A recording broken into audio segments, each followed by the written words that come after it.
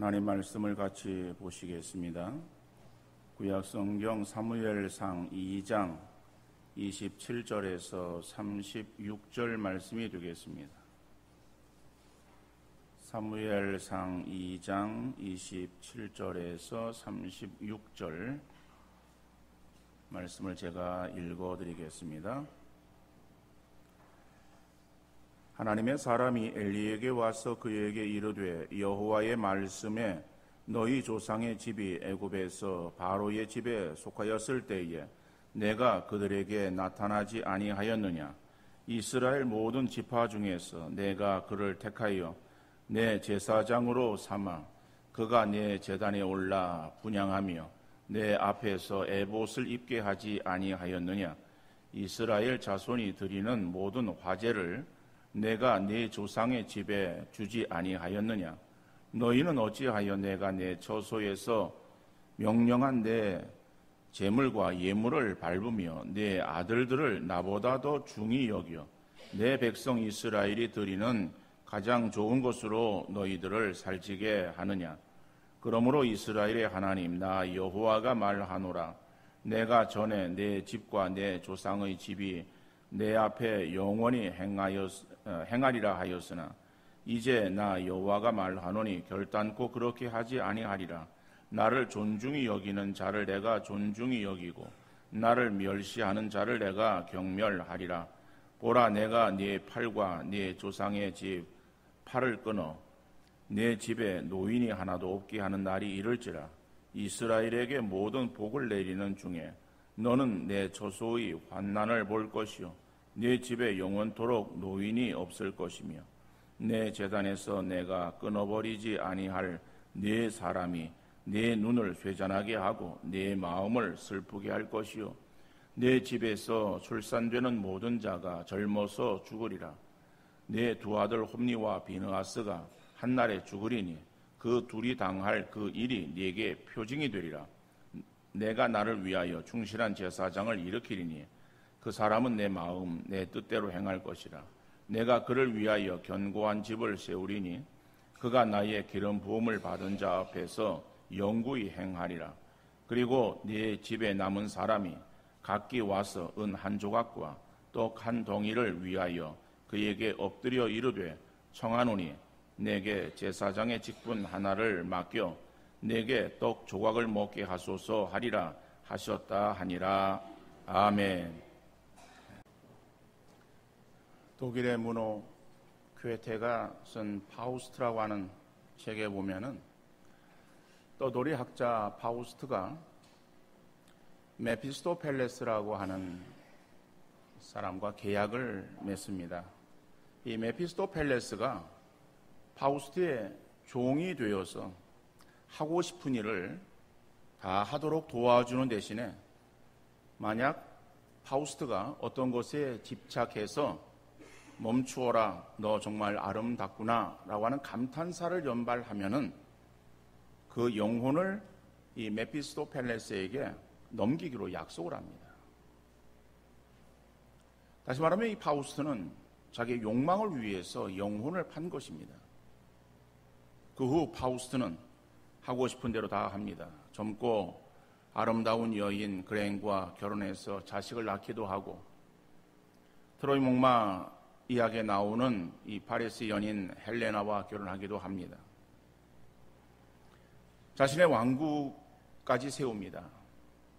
그러다가 그 나라의 아름다운 수로를 만드는 것을 보고 자신도 모르게 멈추어라, 너 정말 아름답구나 라고 하는 감탄을 연발하게 됩니다. 그 순간 그의 영혼이 이 메피스토펠레스에게 넘어가게 되는 거예요. 자, 이 작품 속에 주인공이 파우스트는 오늘 우리의 모습을 보여주고 있습니다.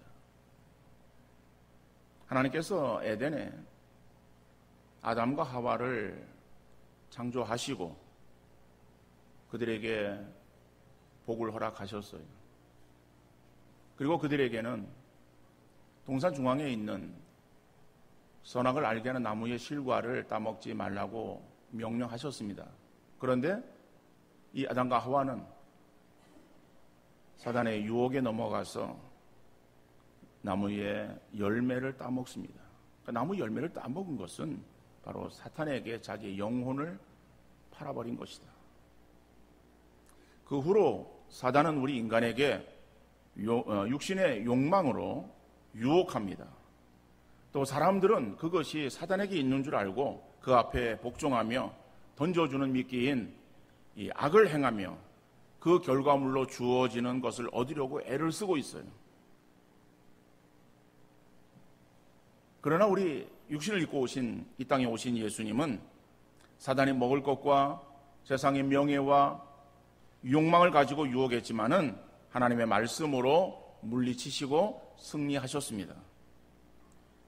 물론 하나님의 아들이셨던 예수님이 인간의 몸을 입고 이 땅에 오실 때에는 완전한 인간으로 오셨기에 예수님은 사단의 유혹을 이기셨지만은 우리는 늘 사단의 유혹에 넘어가서 실패의 삶을 살아가고 있습니다. 구원받아 하나님의 자녀가 되었지만은 늘 사단의 유혹에 직면해서 선택의 기로에 서게 될 때에 우리의 힘으로 대항하다가 넘어지지 말고 주의 성령의 능력의 힘으로 승리하며 우리 주님이 하셨던 것처럼 하나님의 말씀으로 승리할 수 있기를 간절히 바랍니다. 오늘 본문의 말씀은 제사장의 직분을 상속받아서 하나님의 은혜 가운데 거하던 엘리 가정이 죄악으로 말미암아, 다시 말하면 죄악을 범함으로 인해서 가정이 몰락합니다.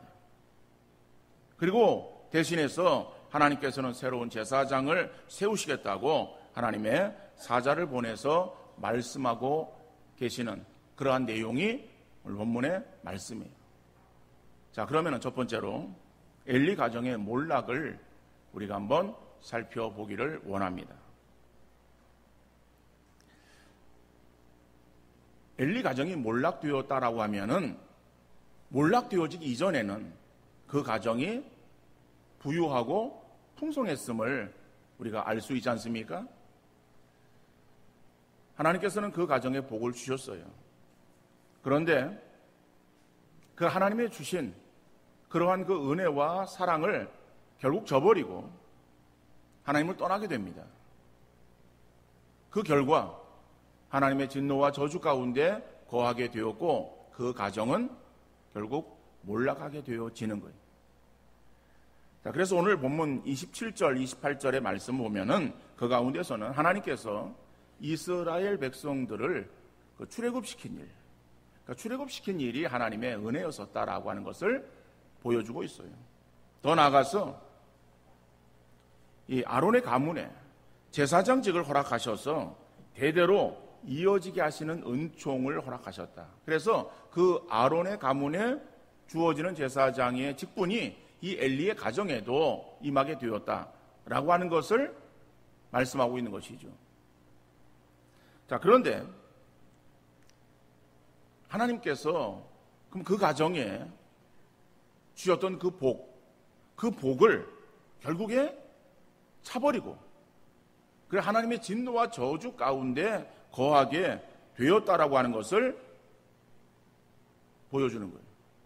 그래서 27절, 28절은 하나님의 그러한 은혜가 그 가정에 임했다라고 하는 사실에 대해서 말씀하고 있는데 결국 그 가정에 죄를 범하게 됩니다. 그 죄로 인해서 그 가정이 몰락하게 되어지는데 그 몰락하는 가정의 모습을 31절로 33절에서는 제사장의 직분이 끊어질 것과 그리고 그 가문의 사람들이 단명할 것에 대해서 말씀하는 거예요. 오늘 본문에서는 노인이 하나도 없게 하는 날이 이르게 되어질 것이다. 그렇죠? 모든 자가 젊어서 죽으리라. 그런 말씀들이 나와요. 그러니까는 그 가정의 사람들이 단명하게 되어진다. 장수는 하나님의 복으로 말씀하고 있어요. 근데 그 하나님의 복이 바뀌어서 그 가문에 노인이 다 사라지고 젊어서 사람들이 죽게 되어지는 그러한 하나님의 진노하심이 그 가문에 이르게 되어질 것이다. 더 나아가서 34절 말씀에서는 엘리의 뒤를 이어서 제사장의 직분을 감당하고 있었던 그 엘리의 아들들 홈리와 비느하스가 한날에 죽임을 당하게 돼요. 그 한날에 죽임을 당하게 되어지는 그것이 바로 그 가정의 몰락의 표징이 될 것이다라고 하는 것을 말씀하는 거예요. 그리고 마지막 36절에 보니까는 엘리의 남은 가족들에게 경제적인 궁핍함이 찾아오게 될 것을 말하고 있습니다. 자, 하나님의 은혜 가운데 귀하게 세워졌던 엘리의 그 가정, 그 가문이 죄를 범함으로 인해서, 범죄함으로 인해서 그 가정에 파탄이 주어지고 가정에 몰락되어지는 그러한 그 내용을 말씀하고 있어요. 여러분, 오늘 이 엘리 가정의 몰락을 보면서 세우는 것은 힘들지만은 무너짐은 순간이다라고 하는 것을 알 수 있어요. 그전에는 잘 나가던 기업이 하루아침에 도산하고 몰락하는 것을 우리가 볼 수가 있습니다. 우리나라의 기업들을 보면은 그 기업의 오너들은 자수성가한 사람이에요. 얼마나 피땀 흘려서 기업을 일으켜 세웠습니까? 그 일으켜 세운 그러한 장구한 날들이 있어요. 많은 수고가 있어요. 그러지만은 하루아침에 기업이 몰락하는 안타까움을 우리가 보게 되어집니다. 바로 그것은 기업이나 개인의 삶에 나타나고 있는 모습들로 우리가 인식할 수가 있어요. 여러분, 그러지만은 이것이 어떤 기업이나 개인의 그러한 삶에서만 이러한 모습들이 나타나는 것이 아니라 우리의 신앙의 모습에도 이러한 모습들을 우리가 찾아볼 수가 있습니다. 여러분, 우리가 신앙생활을 행하기가 쉽지 않아요. 더 나아가서 우리의 신앙이 성장하고 성숙한다라고 하는 것이 잘 되어지는가요? 잘 안 되어져요. 우리의 신앙이 좀 잘 자랐으면 좋겠는데 콩나물 자라듯이 물을 주면은 그냥 쑥쑥 자랐으면 좋겠는데 우리의 신앙이 왜 이렇게 안 자라는지 참 우리 스스로가 답답하고 안타까울 때가 너무나도 많이 있어요. 그래도 신앙의 성장과 성숙을 위해서 믿음에 몸부림을 칩니다. 우리가 하나님을 향해서 나오고 예배 드리고 기도하고 하나님 말씀을 가까이 하며 말씀을 묵상하고 지키려고 애를 씁니다. 또 그런 사이에 우리의 믿음이 조금씩 자라가는 거예요. 그런데 어느 순간 보면은 우리의 신앙이 한꺼번에 무너져 내리는 그러한 경우를 보게 되어집니다. 지나고 보면 별것 아닌데 당시에는 그것이 그렇게 커 보였던 거예요. 내게 한 말이지만은 별 의미 없이 던져진 그 말인데, 별 의미 없이 행해진 그러한 행동들인데 그것이 당시에는 내가 느끼기에는 굉장히 크게 느꼈다라고 하는 거예요. 그래서 거기에 걸려 넘어진 거예요. 그래서 주저앉게 되어집니다. 물론 넘어지게 한 사람도 잘못이지만은 결국 신앙의 바닥을 치고 일어나지 못하고 그냥 주저앉아 있다면은 결국 손해는 넘어진 사람 아니겠습니까? 우리 신앙이라고 하는 것이 그래요. 신앙이 정말 세우기는 너무 힘이 들어요. 잘 안 자라는 것 같아요. 그런데 그 신앙 유지하기는 더 힘들다라고 하는 거예요. 왜냐하면 우리의 신앙이 조그마한 일로 인해서 아무것도 아닌 것 같은 그러한 것으로 인해서도 시험에 들면은 금방 곤두박질 치는 거예요. 곤두박질 쳐서 바닥을 치게 되는 거예요. 이게 우리의 신앙의 모습이에요. 그렇기 때문에 여러분, 우리의 신앙을 결코 자랑해서는 안 돼요. 내가 이만한 믿음이 있는데 라고 하는 그러한 교만이 드는 순간 우리는 넘어지는 거예요. 성경은 뭐라고 경고하고 있습니까? 섰다고 하는 자는 넘어질까 조심하라. 우리가 서 있는 거 중요합니다. 그러나 그 서 있는 상태를 계속 유지하고 더 앞으로 나아간다라고 하는 것은 정말 힘들어요. 우리의 신앙 별것 아닌데 사소한 것 가지고 넘어지고 쓰러지고 주저앉아버리는 그러한 그 우리의 연약함이 우리 가운데 있음을 우리가 늘 기억하며 우리의 기업이나 우리의 삶이 무너지지 않아야 되겠지만 우리의 신앙이 몰락하지 않도록 힘쓰는 그런 우리의 믿음의 성도 되어질 수 있기를 간절히 바랍니다. 그럼 두 번째로 몰락의 원인이 무엇인가라고 하는 거예요.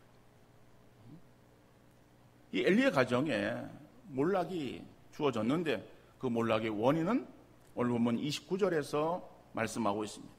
너희는 어찌하여 내가 내 처소에서 명령한 내 재물과 예물을 밟으며 내 아들들을 나보다 더 중히 여겨 내 백성 이스라엘이 드리는 가장 좋은 것으로 너희들을 살지게 하느냐 그랬어요.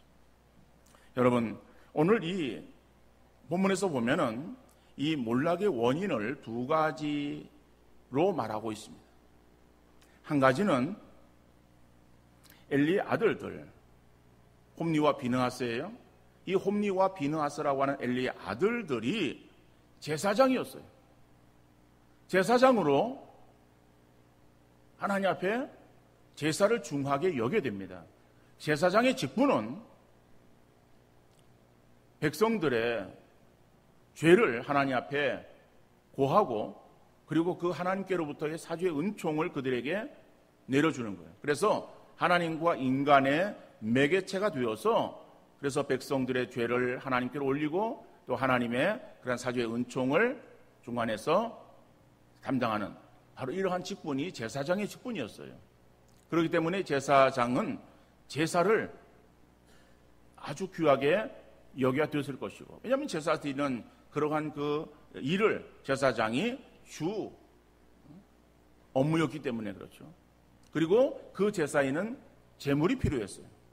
그래서 그 제물을 하나님께 드리는 예물을 귀하게 여겨야 됨에도 불구하고 제사장 직분을 가지고 있었던 그 홈리와 비느하스가 그것을 밟았다라고 말하는 거예요.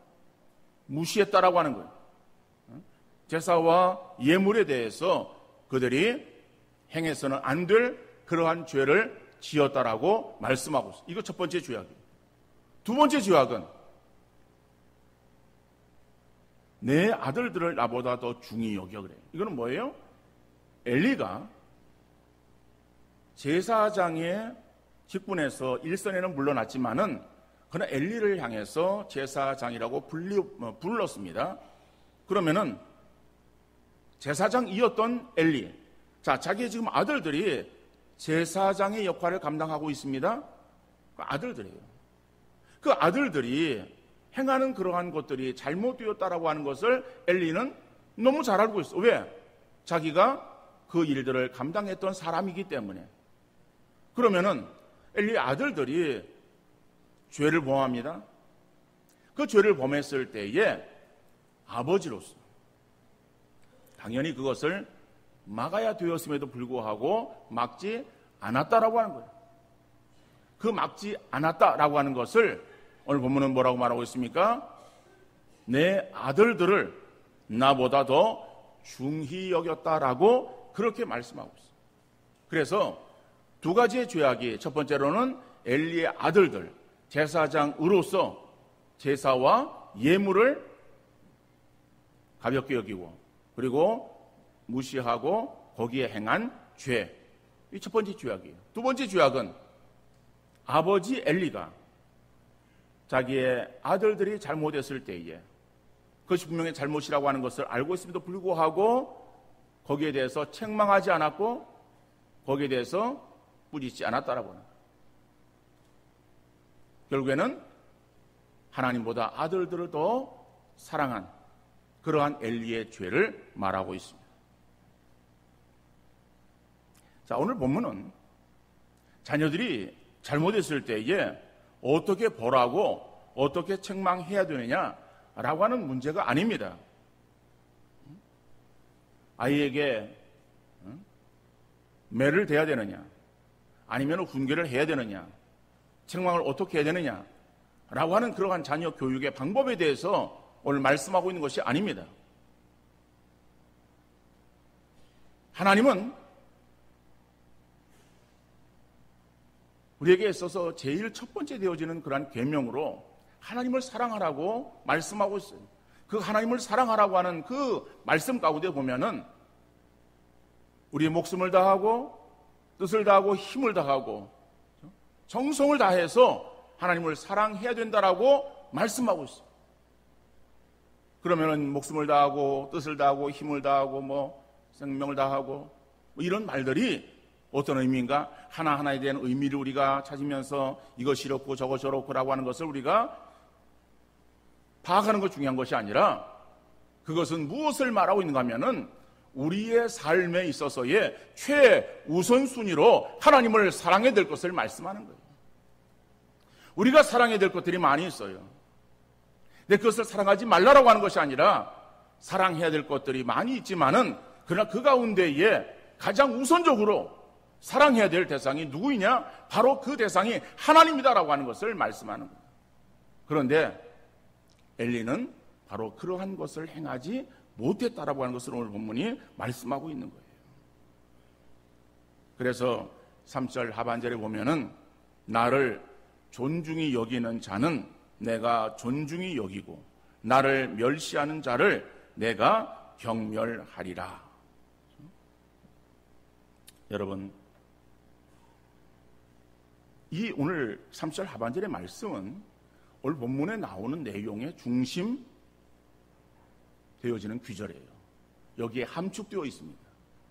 제가 이 본문의 내용을 간단하게 말씀을 드렸어요. 27절, 28절이 어떻고 이런 말씀을 드렸는데 그것이 오늘 이 3절 하반절에 나오는 말씀에 다 포함되어진다라고 하는 것이거든요.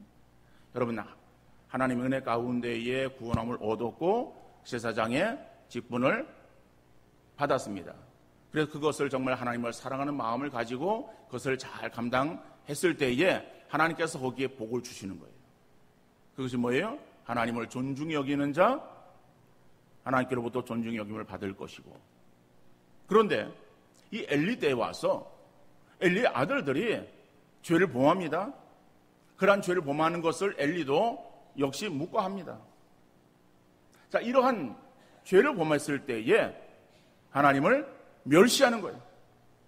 그 하나님을 멸시하는 그러한 심령에게 하나님께서 어떻게 해요? 복을 이제는 거두시고 그 가정에 진노와 저주를 내리시는 거예요. 바로 그것이 뭐예요? 하나님의 경멸함을 받게 되어진다라고 합니다.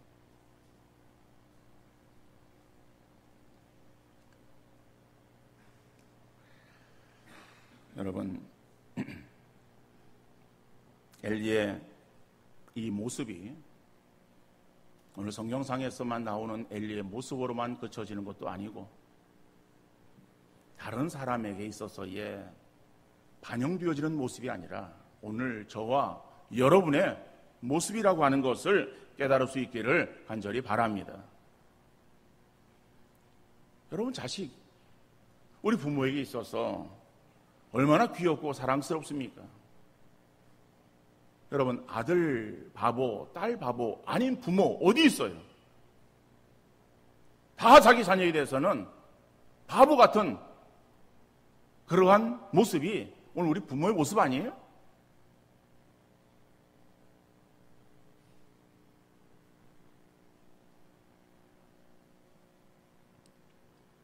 저는 요즘 드라마 하나를 보면서 아주 은혜를 받습니다. 어떤 드라마인가 하면은 아버지가 이상해. 처음에 제목은 무엇인가라고 의아해했었어요.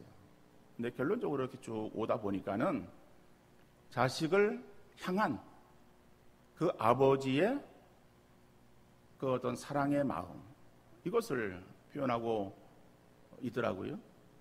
자식에게 손해 갈까봐, 자식에게 누가 끼칠까봐 참고 인내하고 견디는 그 아버지의 그 모습. 그죠? 하나님의 사랑의 모습인데 그래서 제가 회개합니다. 그러니까 드라마를 보면서 또 회개하는 거예요. 내가 우리 성도들을 향해서 이러한 마음들을 가지고 있는가? 정말 아버지의 마음을 가지고 우리 성도들을 대하고 있는가? 하는 그런 마음들을 이렇게 생각해 보니까는 좀 부끄러운 그러한 생각이 들어요. 여러분, 우리 부모는 그렇습니다. 우리 육신의 자녀들에 대해서요, 다 바보 같은 그러한 모습이에요.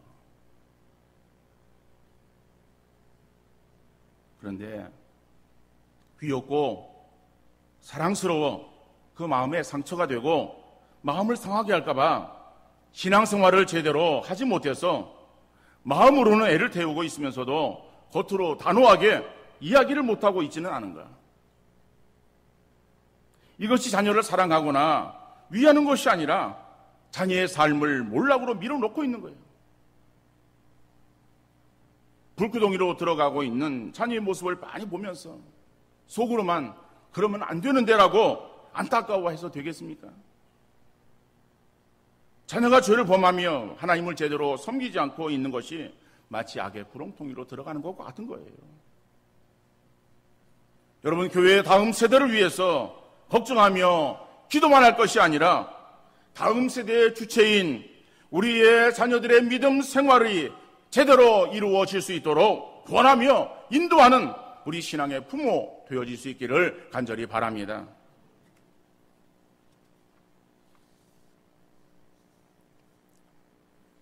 결론적으로 하나님을 존중하는 그러한 가정이 되어질 수 있기를 간절히 바랍니다.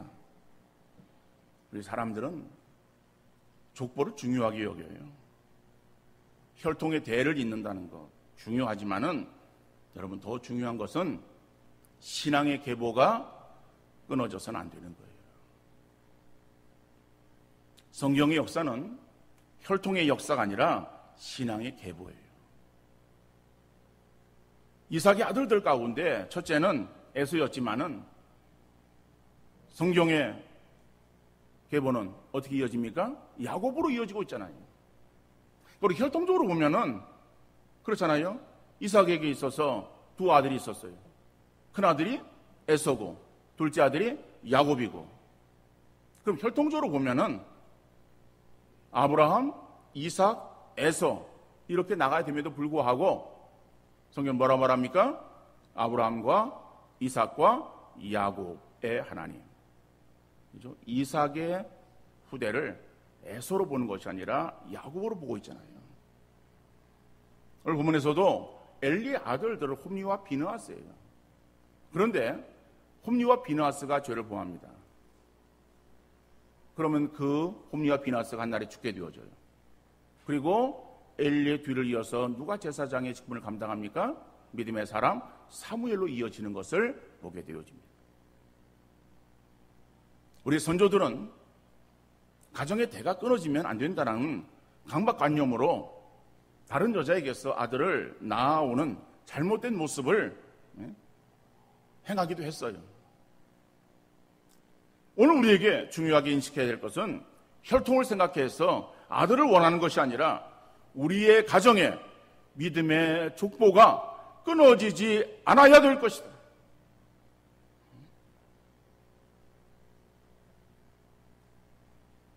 여러분, 요즘 세상에서는 사람들을 평가할 때에 무슨 금수저, 흙수저 이런 말들을 합니다. 그러나 정작 중요한 것은 출신 성분이나 가정이나 배경이 중요한 것이 아니라 믿음이 중요한 것이다. 여러분, 엘리의 가정을 생각해 보면은 엘리의 가정의 홈리와 비느하스, 그 홈리와 비느하스는 제사장의 아들들로 제사장의 가정에 출생했어요. 그러면은 그 홈리와 비느하스는 분명히 사무엘보다는 더 나은 가정이라고 말할 수 있을 거예요. 그러니까 홈리와 비느하스는 그 제사장의 가정에서 출생되어진 것이 자기들에게 크나큰 복이라고 말할 수 있지 않겠습니까? 그런데 그러한 어떠한 출신, 어떤 배경이 이 홈리와 비느하스에게 만족과 성공을 가져다 준 것은 아니었다라고 하는 거예요. 그러니까 우리가 출신 배경이나 가진 조건을 생각하는 어리석은 바보가 되어서는 안 돼요. 오늘 여기 예배드리는 젊은 우리 세대들은 부모를 잘못 만나서 부모가 나에게 해준 게 없는 것 같아서 여러분 그런 어리석은 말들을 하지 마시기를 바랍니다. 영적으로 보면 우리는 뭐예요? 하나님의 자녀 되었잖아요. 하나님의 자녀는요, 우리의 부모가 엄청난 그러한 신분으로 우리가 바뀌어진 그러한 상태를 말하는 것 아니에요? 하나님은 온 우주의 주인이세요. 모든 것의 주인 되시는 하나님이에요. 그 하나님의 자녀가 되었다 한다면 우리에게 모든 것들이 다 상속되어지는 거예요. 그러니까 그런 것을 우리가 가지고 있으면서도 불구하고 바라보지 못하고 그저 육신적인 어떠한 그러한 것들만 생각하면서 불평하고 원망한다라고 하는 것은 어리석은 모습이에요. 우리가 하나님의 자녀가 되었기에 하나님이 나를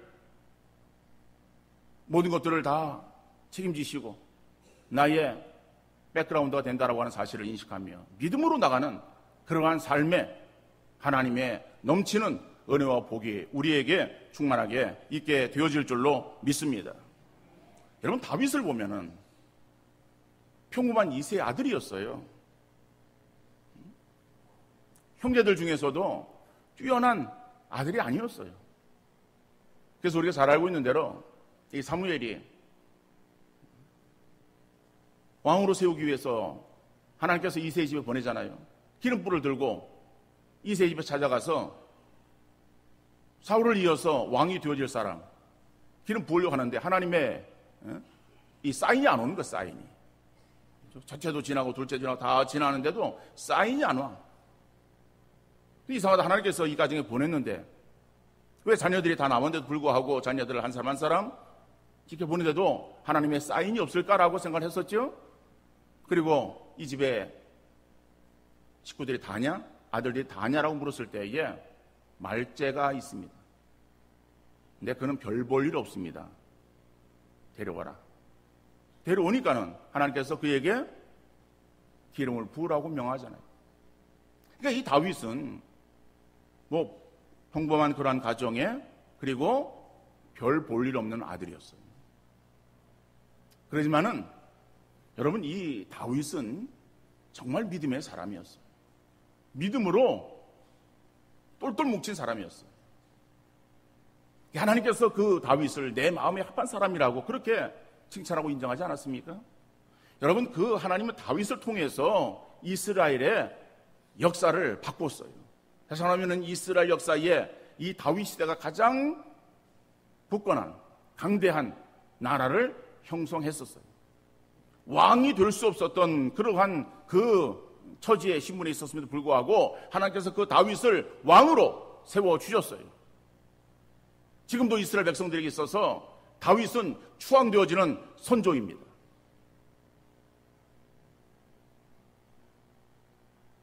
다윗이 무엇 때문에 그렇게 높이 들려지는 역사를 이루었습니까? 자기의 어떤 능력이었어요? 자기의 힘이었어요? 자기의 백그라운드였어요? 하나님을 믿는 믿음이었어요. 믿음으로 하나님이 인정되어지니까 하나님께서 그런 복을 허락해 주신 것을 믿으시기를 바랍니다. 그래서 이 다윗은 그의 신앙의 아들 그리고 대를 이어서 왕이 되어지는 솔로몬에게 유언적으로 남기는 말이 너는 믿음의 대장부가 되라고 유언했던 거예요. 그럼 우리 가정들마다 하나님을 사랑하고 하나님만을 우선적으로 인정하는 귀한 은총이 넘쳐날 수 있기를 간절히 바랍니다. 우리의 신앙이 나에게서만 그쳐지는 것이 아니라 우리의 자녀들에게 더 풍성하게 이어질 수 있기를 간절히 바랍니다. 나보다 내 자녀손들의 신앙의 지경이 더 넓어지고 더 풍성해지는 그러한 역사가 있게 되어질 줄로 믿습니다. 바로 그것을 위해서 기도하는 신앙의 부모들 되어지시고 그 신앙의 명문 가정을 이루어 갈 수 있기를 바랍니다. 다른 것으로 우리가 다른 것으로 우리 어떤 명품을 이루기를 원하는 것이 아니라 신앙으로 우리의 명문 가정을 이루어 가신다면은 하나님께서 그 가정에 영원토록 복으로 함께해 주실 줄 믿습니다. 이와 같은 은혜가, 이와 같은 복이 여러분들의 가정에 충만하게 임하기를 주님 이름으로 축원합니다.